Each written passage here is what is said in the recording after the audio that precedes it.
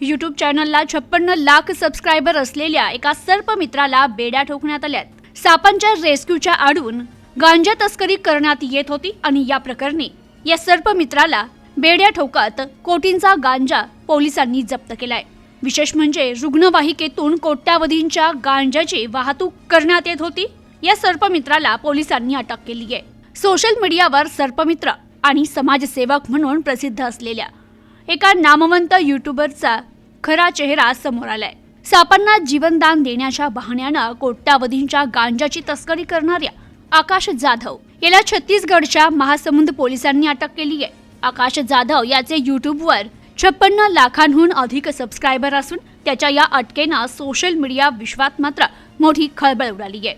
7 जानेवारी रोजी महासमुंद पोलिसांनी संशयावरून एका रुग्णवाहिकेची झडती घेतली होती। त्या तपासणीत पोलिसांना धक्काच बसला।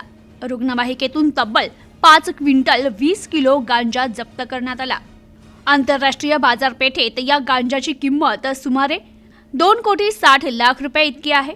सुरुवातीला 3 तस्करांना अटक करण्यात आली होती, मात्र त्यांच्या चौकशीतून या संपूर्ण रॅकेटचा मास्टरमाइंड आकाश जाधव हाच असल्याचं उघड झालं। आकाश जाधव हा ओडिशावरून महाराष्ट्रात गांजाची तस्करी करीत होता।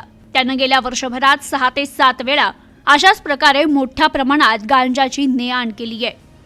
तर या कारवाईत आतापर्यंत एकूण 9 आरोपींना बेड्या ठोकण्यात आल्यात। आकाश जाधव हा पुण्यात गांजाची मोठी खेप पोहोचवणार होता। त्यापूर्वीच छत्तीसगड पोलिसांनी त्याच्या मुसक्या आवळल्यात। Bureau report, news today 24।